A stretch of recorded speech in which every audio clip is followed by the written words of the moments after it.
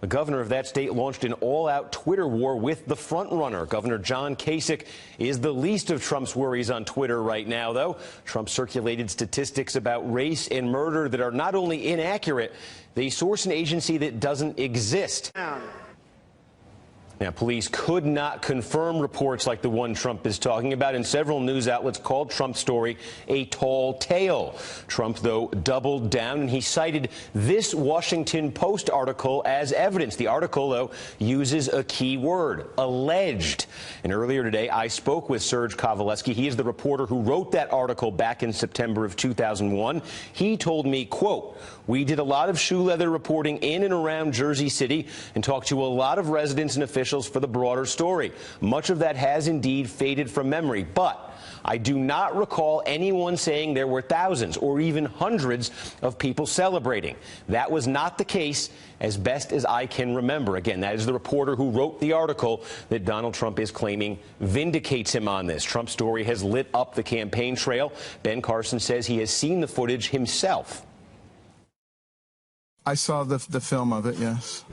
In New Jersey? Yes. The news reels. The news coverage from the time of 9/11. Correct. I think that was an inappropriate response. I don't know if on the basis of that you can say all Muslims are bad people. I really think that would be a stretch.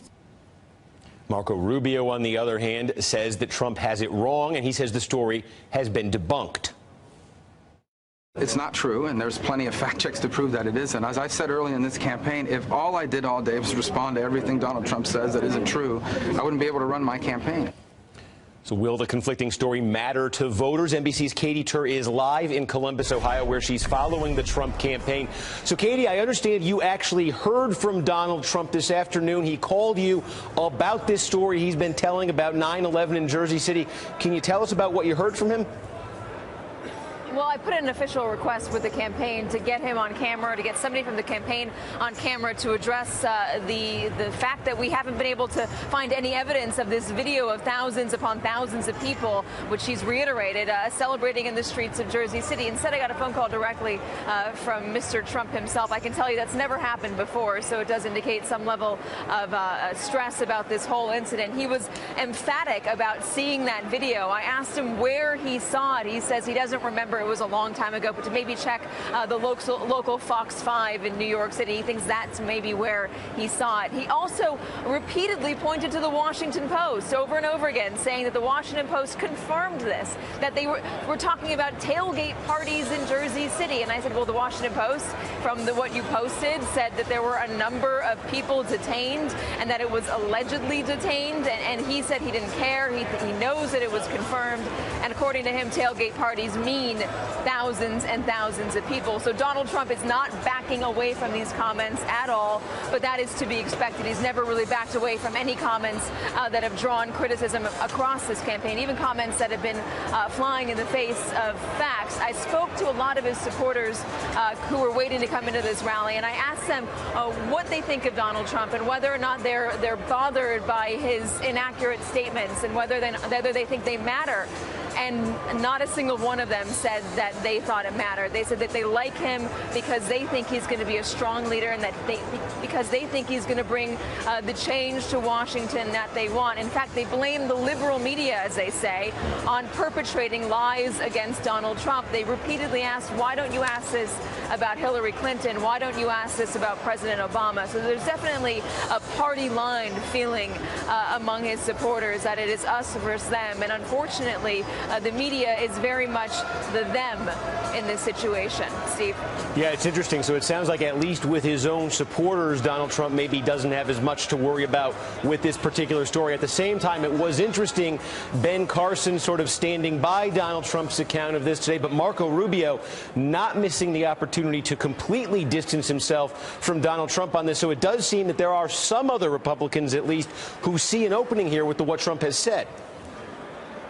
Yeah, no, what's interesting is that Chris Christie, the New Jersey governor, the attorney general in 2002, and during the aftermath of these attacks, also didn't really distance himself from these comments. He said that he didn't remember them, but of course he could have forgotten. It was a long time ago. Remember, this is Chris Christie. He tried terror cases in the aftermath of 9/11, and he says it could have happened. He doesn't remember. Carson, again, as you said, backing up Trump's claims, but Marco Rubio so far showing to be the only person who's going to go out there and say that this is disputed with cold, hard facts. And I just want to be clear on this, too. So from your conversation today, he's saying, look, basically saying he's punting on the details of this. Maybe the local Fox affiliate in New York City showed it. Maybe that's what I'm thinking of. He's sticking by this Washington Post story. Is there anything else that he's offering, or is there anything else that his campaign is offering to confirm his version of events about what happened in September 2001?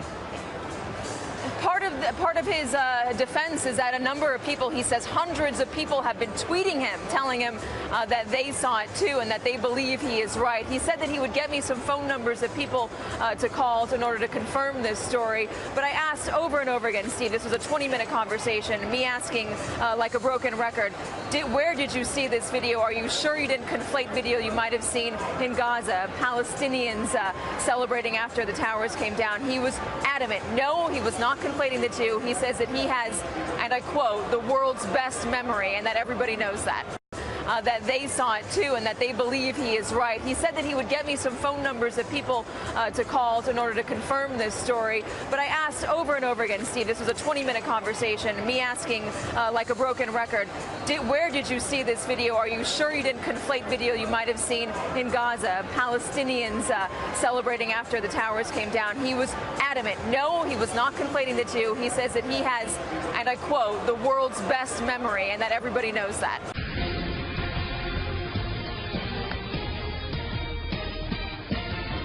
Politics now. Time now for our 2016 Presidential Power Index, where we look at who's up and who's down in the race for the White House. But first, latest Fox News poll, Donald Trump moving 2 points higher. Republican primary voters giving him 28% now.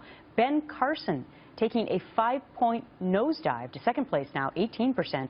Ted Cruz and Marco Rubio are tied up at third, 14%. Jeb Bush fifth with 5%. Let's bring in our political prognosticator, Chris Stirewalt, Fox News digital politics editor as well. All right, we got the new numbers in. What do you make of it? Well, we're starting to get pretty close, right? We're into the, not the hot zone, but the things are warming up as voters get more serious about making their choice. And, of course, the decline for Ben Carson that you see comes after two significant events. One is Donald Trump was just battering him with personal attacks for a week. He was after Ben Carson about his biography and his past as a violent youth and all of those things. And right at that moment when Carson was weathering that storm, the national discussion, the international discussion, turned to terrorism and national security. And for a candidate that doesn't have a big portfolio on that, it looks like it did some pretty substantial harm to Ben Carson as voters started to put a commander-in-chief test in. Okay, so the polling with primary voters is different than our power index. So I want to show folks who you have in the top 3 spots now. Ted Cruz you have staying at number 1. Marco Rubio stays at number 2. Donald Trump, though, moves up 2 spots in the power index now to number 3. Why?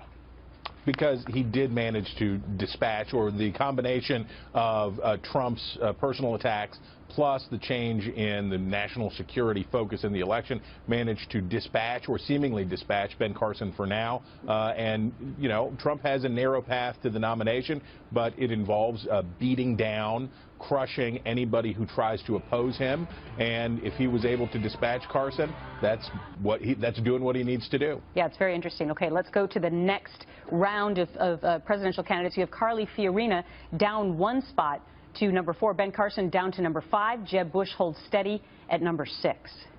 Yeah, look, Carly Fiorina did not get I was looking to see, was there going to be a bounce for her coming out of another good debate performance that she had in the Fox Business debate, and it wasn't. It didn't materialize. She needs a way to jolt this race and get back into the discussion. She has a lot of good attributes. She has a lot of voters have good feelings about her. She's managed to raise some money. She's building a more impressive campaign structure, but if she can't get on the front page with voters and get a bounce out of these debates, I don't know how she's going to get there. So she needs a little reboot. All right. Chris Stirewalt, great to see you on a Monday. See you next week. You bet. Fox News, as I said earlier, is America's election headquarters, and things are heating up. Brand new Fox News polling showing Donald Trump building his lead, widening his lead over the race for the Republican nomination. Trump getting support from 28% of GOP voters and maintaining a 10-point spread. Do you call it spread? I do. Yep. Over Dr. Ben Carson. Senators Marco Rubio and Ted Cruz both gaining in the poll as well. They're also tied for third place at 14%. No other candidates came close to double digits. And that raises an important question. Are we really just down to about 4 Republican candidates at this point? Let's bring in the Fox News political insiders. First, live from Los Angeles. That sounds like an entertainment show. Doug Schoen, former pollster for President Bill Clinton and Fox News contributor. Good to have you via satellite. John LeBoutelier, former Republican congressman for New York, and Pat Caddell, a former pollster for President Jimmy Carter and Fox News contributor. Doug, I'm going to start with you. It's too early to tell exactly where everybody's going to fall, right? But these 4, if you just add it up, they make up a big chunk of what people are saying they'll do when they head to the polls. Right. There are 2 things going on. First, as we've been saying, the outsiders, Carson and most of all Trump, are dominating. And there is no sense in the data that there's been any diminution in support for the outsiders given the tragic terrorist attacks of the last few weeks. That being said, the most conservative outsiders, Marco Rubio and Ted Cruz, are also increasing their level of support. But it's important to note that Trump has a 2-to-1 lead over both Rubio and Cruz. He has a substantial gap over Carson. The American people are responding to his message on immigration, his message on taking in Syrian immigrants, and as I think Pat will explain in a second, they see this as a real turning point, a crisis in American political life. Well, Pat, Doug is now anchoring the segment, so he's just tossed to you. Take it away. Hey, now for me, now I dance. No, exactly this is what's going on. We're seeing the Trump as a counteraction to the president, which we'll talk about, and a sense of leaderlessness, which we see in the Fox poll and other numbers. You know, there's other poll in the Washington Post morning does not show this same kind of lead, shows Trump actually further ahead, does not show Rubio and Cruz. But I think right now the 4 of them are in business. But let me say this. What's happening is we've had great anger in the country for months. And if you think that's something, now as it conflates with this foreign policy stuff, we will have I guarantee you, January and February are going to be like nothing you can imagine. We are talking about a country on the verge of blowing open. John, how do you look at this in terms of Dr. Ben Carson? Because I'll tell you, some people say, well, he slid a little bit. Considering what the media, the mainstream media, and what he's kind of been asked about and dealing with his biography, he did pretty well. I mean, he's still right where he probably wants to be.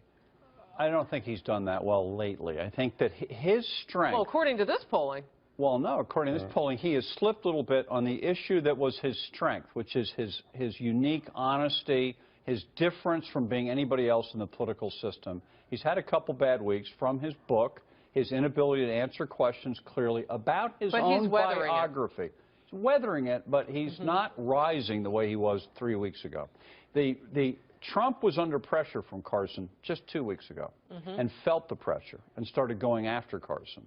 Carson deteriorated a little bit since then, but he's still in there. There's no doubt. And he represents a part of the outsiders who I think they're more Christian, more evangelical, a very big block of the Republican Party. He has them in love with him. They love him. Real quickly, can Donald Trump take credit for more of a national conversation now that's going on about this refugee crisis? Yes. Because he brought it up. Yes.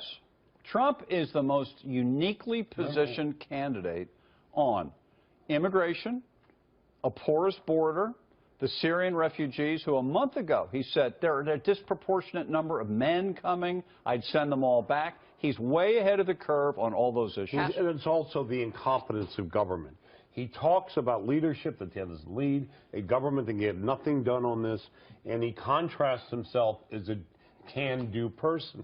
And all the people who have been in public office, they keep mumbling things, but no one contrasts it the way Trump does. All right, real quickly with you, Doug, I want to pop up how everybody else is doing. So when you look down beyond Cruz and Rubio and you break out of those double digits, you've got clustered Bush, Christie, and Fiorina with between, and Huckabee with between 3 and 5%, and then it breaks off even lower. Given the margin of error, some people might not even be getting a percentage point there. But what are your thoughts about that?